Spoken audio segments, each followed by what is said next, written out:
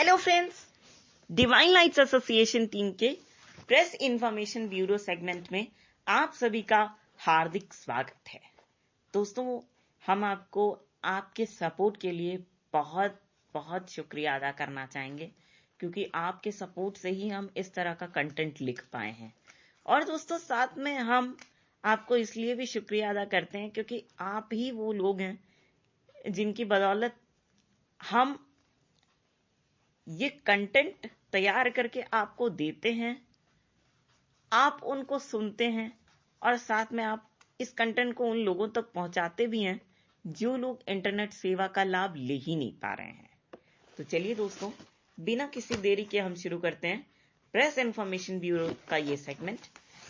और ये जो सेगमेंट है वो यूपीएससी के लिहाज से इंपॉर्टेंट है, साथ में जितने भी कॉम्पिटिटिव एग्जाम्स हो सकते हैं उसके लिए सेगमेंट काफी काम करेगा।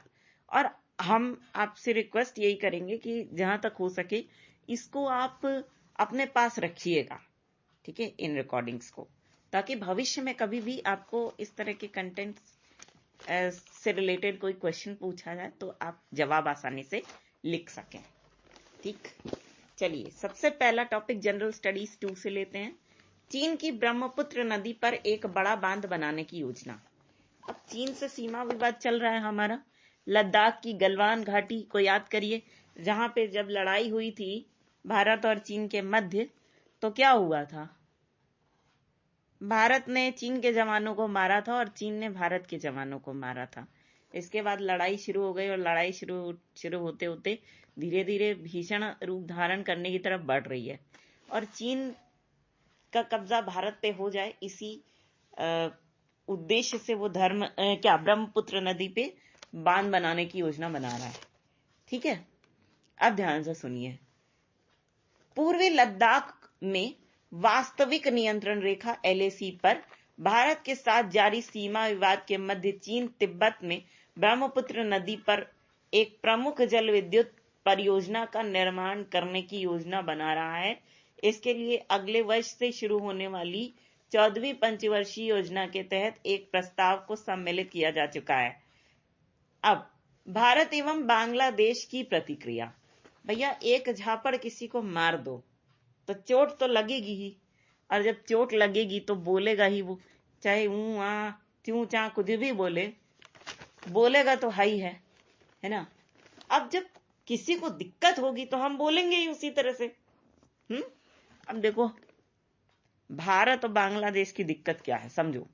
ब्रह्मपुत्र नदी भारत और बांग्लादेश से होकर गुजरती है और ऐसे में बांध निर्माण के प्रस्तावों से इन देशों की चिंताएं बढ़ गई हैं। हालांकि चीन ने इनकी चिंताओं को खारिज करते हुए कहा है कि वह इन देशों के हितों को ध्यान में रखेगा। देखो भाई, चोर की दाढ़ी में तिनका, आप सभी लोगों को पता है। चीन तो गा रहा है, सरज तेरा चकराए किया दिल डूबा जाए, आजा प्यारे पास हमारे, काहे घबराए। लेकिन दिल में चोर है। वो कब्जा करने के लिए सोच रहा है, हम लोगों को अभी झांसा दे रहा है इस गाने से। अब हम लोग मानेंगे थोड़ी ना इसको। ठीक, नेक्स्ट देखो, भारत की चिंताएं। अब हमने इस तरफ इशारा कर दिया तो भाई लाजमी था भारत की चिंताएं क्या हैं उसको भी बताना। देखो, पहली चिंता, चीन की अति सक्रिय बांध निर्माण गतिविधियां भारत के लिए चिंताजनक इसलिए हैं क्योंकि चीन के साथ भारत का कोई द्विपक्षीय या बहुपक्षीय समझौता नहीं है। जब यार कोई समझौता ही नहीं है तो हम कैसे ये बात चीन को मनवाएंगे कि ऐसा काम मत करो, इस समझौते में ये लिखा है। नेक्स्ट, चीन का मानना है कि ब्रह्मपुत्र पर बांध बनाने से अरुणाचल प्रदेश पर उसका दावा मजबूत होगा। अरुणाचल प्रदेश भारत का अभिन्न अंग है ना, चीन का तो नहीं है। लेकिन चीन कह रहा है कि नहीं, हम इस पे कब्जा करेंगे तो गलत है। जब आप दुनिया पे एक चीज है, इससे आप गोल सेटिंग भी सीख सकते हो। देखो कैसे, आपका गोल क्या है, लक्ष्य क्या है, दुनिया पे कब्जा जमाना। जब आपका ये लक्ष्य है तो आप स्मॉल स्टेप्स लोगे ना, उसके लिए अलग अलग छोटे छोटे सीमाओं पे कब्जा करोगे ना। तो वही चीन कर रहा है। तो ये तो चीन से हमें सीखने को मिल गया है ना, लेकिन भारत कह रहा है हम करने ही नहीं देंगे। तीसरा देखो, बाकी सारी चिंताएं एक ही जैसी हैं, देखो सुन लो। बांध, नहरें, सिंचाई प्रणालियां इत्यादि युद्ध के समय अथवा शांति काल में सह तटवर्ती देश को खिन्नता का संदेश देने हेतु जल को एक राजनीतिक हथियार में बदल सकती हैं। नेक्स्ट, चीन ब्रह्मपुत्र नदी की धारा उत्तर की ओर मोड़ने पर भी विचार कर रहा है। नेक्स्ट, ब्रह्मपुत्र नदी के प्रवाह में परिवर्तन करने संबंधी विचार पर चीन सार्वजनिक रूप से चर्चा नहीं करता है, क्योंकि इससे भारत के उत्तर पूर्वी मैदानी इलाकों और बांग्लादेश में बाढ़ और सूखे से तबाही और पानी की कमी दोनों हो सकती है। बांग्लादेश में बाढ़ आएगी, भारत में सूखा पड़ेगा, ठीक, तो दोनों ही समस्याग्रस्त चीजें हैं। नेक्स्ट, ब्रह्मपुत्र नदी का भारत के लिए महत्व देखिए। ब्रह्मपुत्र नदी भारत, तिब्बत और बांग्लादेश से होकर 3000 किलोमीटर तक बहती है। अब पहला महत्व इसका ये, भारत के लिए ब्रह्मपुत्र नदी बेहद महत्वपूर्ण है, क्योंकि ये नदी बेसिन अरुणाचल प्रदेश, असम, मेघालय, सिक्किम, नागालैंड और पश्चिम बंगाल के लिए महत्वपूर्ण जल स्रोत है ना। ये राज्य ऐसे हैं जिनको अगर ब्रह्मपुत्र नदी का जल नहीं मिलेगा तो इनका काम नहीं चल सकता है। तो जब जल नहीं मिलेगा तो सूखा ही तो पड़ेगा। अब क्या करेंगे ये राज्य? नेक्स्ट, ब्रह्मपुत्र घाटी कई देशी स्थानीय समुदायों के जीवन निर्वाह में सहायक है। यार देखो, जब पेट पर लात मारने का सवाल आ गया ना, तो भारत तो चुप बैठने वाला देश है नहीं, चिंता तो करेगा ही, है ना।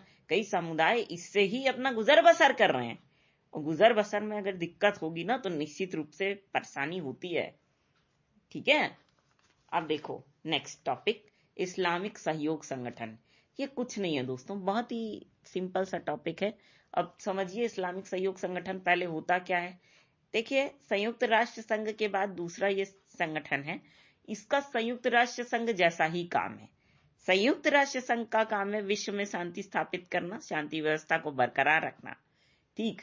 लेकिन जो इस्लामिक सहयोग संगठन है उसका भी यही काम है, लेकिन संयुक्त राष्ट्र संघ पूरे विश्व को देखती है, इस्लामिक सहयोग संगठन मुस्लिम कम्युनिटी को ही देखता है, ठीक है।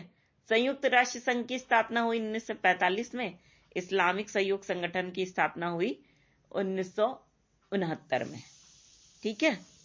संयुक्त राष्ट्र संघ का हेडक्वार्टर न्यूयॉर्क है और इसका हेडक्वार्टर है जेद्दा। जेद्दा कहां पे है? सऊदी अरब में, ठीक है। देखिए संदर्भ ही जान लीजिए आप। भारत ने इस्लामिक सहयोग संगठन की कड़ी आलोचना करते हुए उसके 47वें काउंसिल ऑफ फॉरेन मिनिस्टर्स सम्मेलन में जम्मू कश्मीर के संदर्भ में पारित किए गए अनुचित प्रस्तावों को खारिज कर दिया, ठीक है। इस्लामिक सहयोग संगठन में जम्मू कश्मीर पे एक प्रस्ताव दिया गया था जिसको कि भारत ने ठुकराया है। भारत ने कहा है कि जम्मू कश्मीर केंद्र शासित प्रदेश सहित भारत का एक प्रमुख अंग है और जिसके आंतरिक मामलों में दखल देने का इस्लामिक सहयोग संगठन को कोई अधिकार प्राप्त नहीं है, ठीक। बस इतना ही आप जानिए इसके बारे में, इतना ही इंपॉर्टेंट है। नेक्स्ट टॉपिक पे चलते हैं। नेक्स्ट टॉपिक है one health global leaders group on anti microbial resistance, ठीक है। One health global leaders group on anti microbial resistance. अब देखो ये कोई बहुत इंपॉर्टेंट ग्रुप है, नाम सही लग रहा है। चलिए इस पे हम नजर डाल देते हैं दोस्तों। संदर्भ, हाल ही में कृषि और खाद्य संगठन, विश्व पशु स्वास्थ्य संगठन और विश्व स्वास्थ्य संगठन द्वारा सूक्ष्म जीवी रोधी प्रतिरोधक क्षमता हेतु एक वैश्विक स्वास्थ्य नेताओं के समूह की शुरुआत की गई, जिसे ये नाम दिया गया है ना। अब इसकी संरचना पे ध्यान देते हैं। स्ट्रक्चर क्या है भाई? पहला, इस 20 सदस्यीय समूह में विभिन्न देशों के प्रमुख वर्तमान और पूर्व मंत्री तथा निजी क्षेत्र और नागरिक समाज के नेतृत्वकर्ता सम्मिलित हैं। ठीक है। नेक्स्ट, समूह के सह अध्यक्ष बारबाडोस के प्रधानमंत्री मिया मोटले तथा बांग्लादेश की प्रधानमंत्री शेख हसीना है। और नेक्स्ट देखिए, खाद्य और कृषि संगठन, विश्व पशु स्वास्थ्य संगठन और विश्व स्वास्थ्य संगठन के प्रमुख इस समूह के पदेन सदस्य हैं। अब देखिए इस समूह का उद्देश्य क्या है, ध्यान दीजिएगा।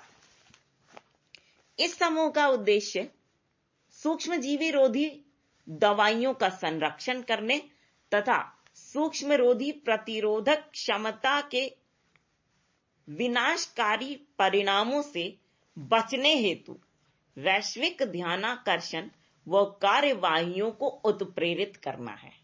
ठीक है। इसका मतलब क्या होगा, देखो हम बताते हैं आपको। पहले तो सूक्ष्म जीवी रोधी दवाइयां संरक्षित करना, एक इसका उद्देश्य ये है। और दूसरा क्या है, सूक्ष्म जीवी रोधी प्रतिरोधक क्षमता जो है, इसके विनाशकारी परिणाम जो हो सकते हैं उन पर विश्व का ध्यान आकर्षित करना कि भाई इनसे कैसे आप बच सकते हो, ये इनका उद्देश्य है। समूह के कार्य देखिए, पहला, सूक्ष्म जीवी रोधी प्रतिरोधक क्षमता के प्रति वैश्विक प्रतिक्रिया की निगरानी करना, विश्व में क्या हलचल हो रही है इसके बारे में ये देखना। नेक्स्ट, सार्वजनिक सक्रियता को बनाए रखना। नेक्स्ट, सूक्ष्म जीवी रोधी प्रतिरोधक क्षमता विज्ञान और साक्ष्यों के बारे में संयुक्त राष्ट्र संघ के सदस्य देशों को नियमित रूप से रिपोर्ट देना। नेक्स्ट, कृषि, स्वास्थ्य, खाद्य विकास और चारा उत्पादन पर निवेश में AMR लेंस को शामिल करने की वकालत करना। फिर से सुनिए,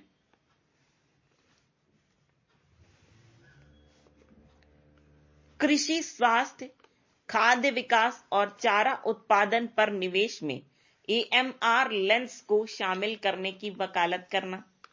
नेक्स्ट, संबंधित विषयों के हितधारकों को समूह से जोड़ने के लिए प्रोत्साहित करना। ठीक, ये सारे के सारे इस समूह के कार्य हैं।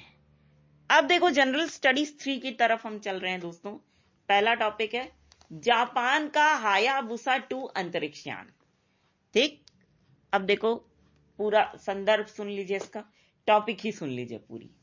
जापान का हायाबुसा 2 अंतरिक्षयान क्षुद्र ग्रह के मृदा नमूनों सहित पृथ्वी के निकट पहुंच चुका है।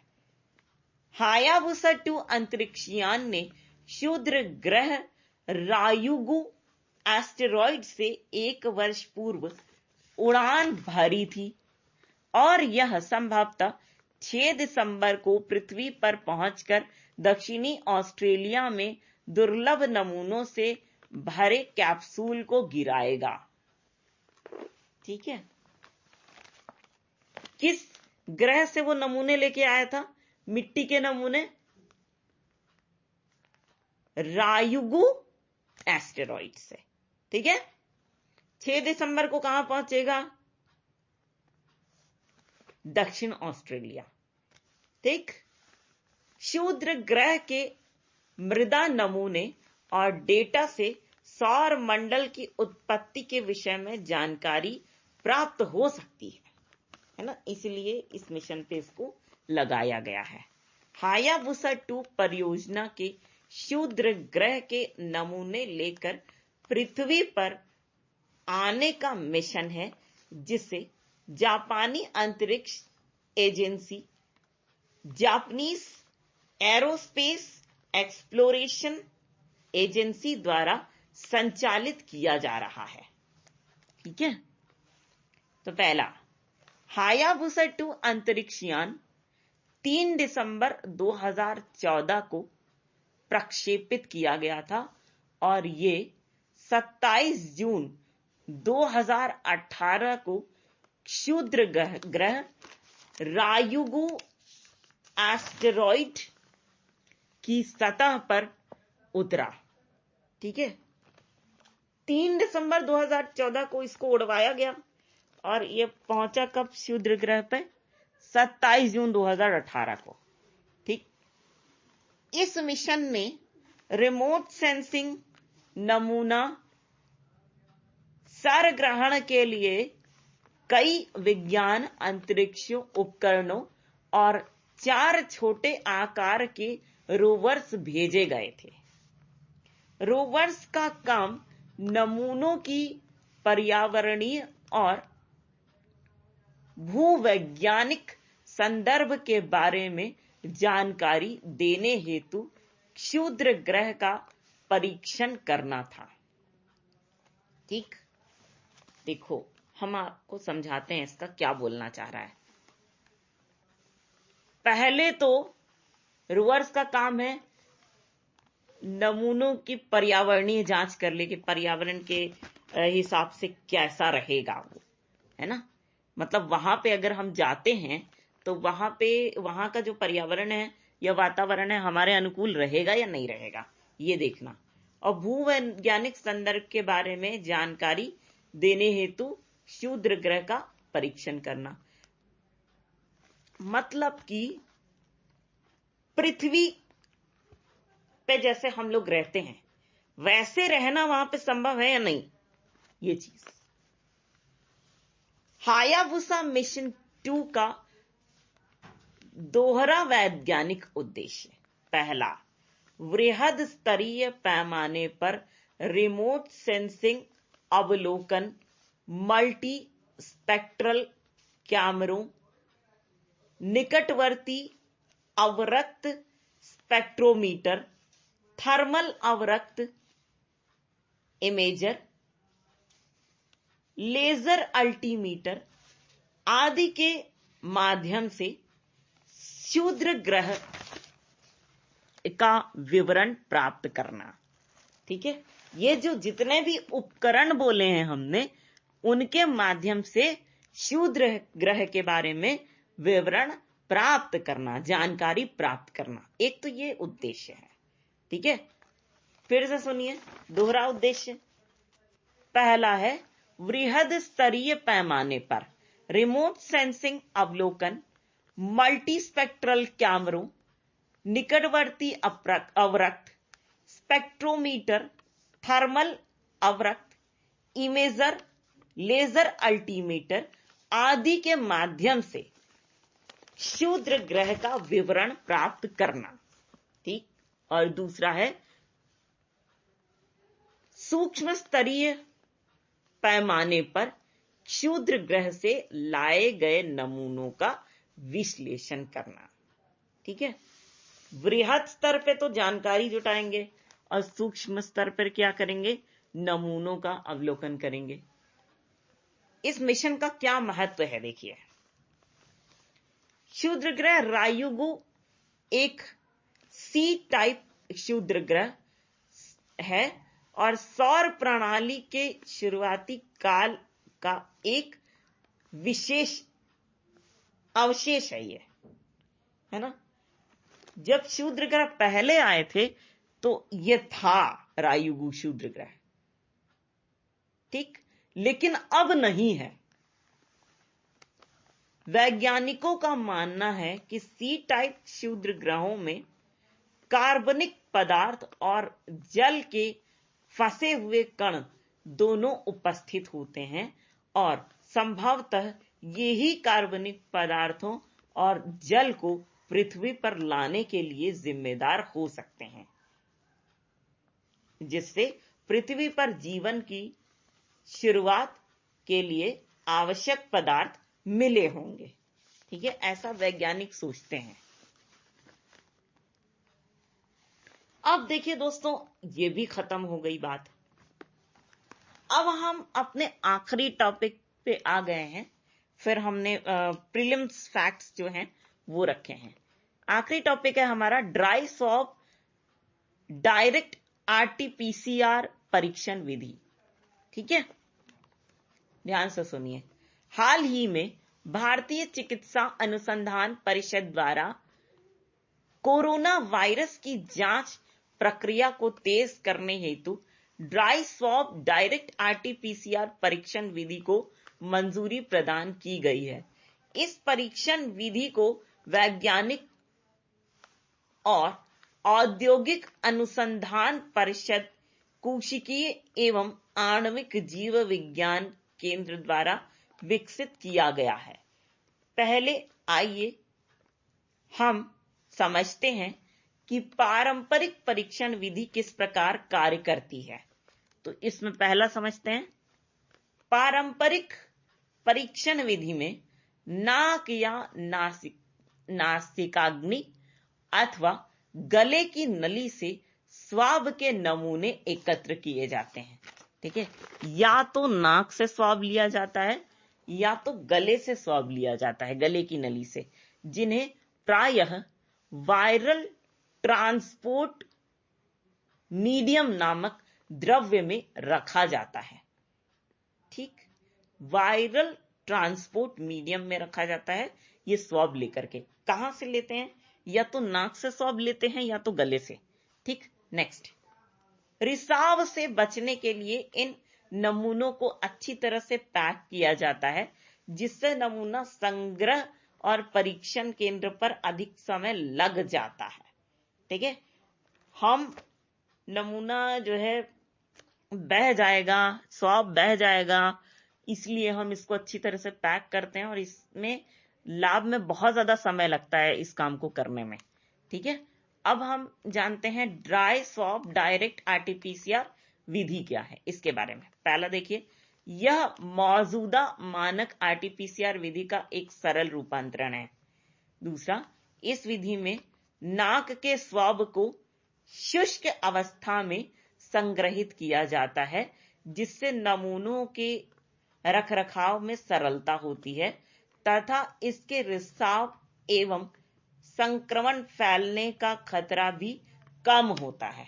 देखो भाई, सीधी बात बताएं, अगर हम गले की नली से स्वाब लेते हैं, ज्यादातर लोग गले की नली से निकालते हैं और नाक से भी निकाल लेते हैं, तो क्या होता है कि जो आपका स्वाब होता है वो गीला होता है।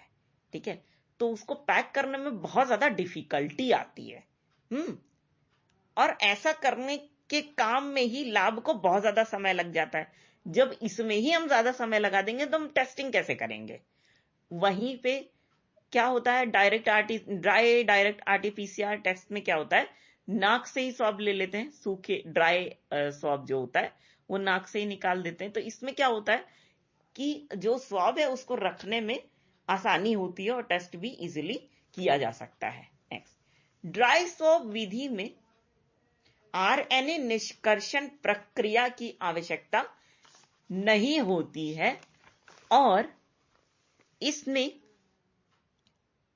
आईसीएमआर द्वारा सुझाई गई किट का प्रयोग करके डायरेक्ट आरटीपीसीआर के पश्चात नमूनों का केवल सरल प्रसंस्करण किया जाता है। ठीक, अब इससे लाभ देखिए, एडवांटेजेस क्या हैं। पहला, प्रभावी लागत, बहुत इफेक्टिव है ये। ठीक है, कॉस्ट इफेक्टिव है ना, कम दाम में किया जा सकता है। नेक्स्ट, नई किट की आवश्यकता के बिना आसान तरीके से इस्तेमाल किया जा सकता है इस टेस्ट को। नेक्स्ट, मौजूदा जनशक्ति को बिना किसी अतिरिक्त प्रशिक्षण दिए ही इस परीक्षण का प्रयोग किया जा सकता है ना। इसमें ज्यादा ट्रेनिंग की जरूरत नहीं पड़ेगी, लोगों को ज्यादा ट्रेनिंग नहीं देना पड़ेगा। और नेक्स्ट है, इससे तेज परीक्षण इससे परीक्षण क्षमता में तेजी लाई जा सकती है ना। कोई भी देश है वो चाहेगा कि फास्ट स्पीड से टेस्टिंग हो, है ना। तो डायरेक्ट आरटीपीसीआर विधि जब हम लागू करेंगे ड्राई स्वैब से, तो इस तरीके से हम इसकी गति को तेज कर सकते हैं। ठीक है, अब देखिए प्रीलिम्स के लिए कुछ फैक्ट्स हैं। पहला है, माउंट इली लेमोटोलोग चर्चा का मुख्य कारण है।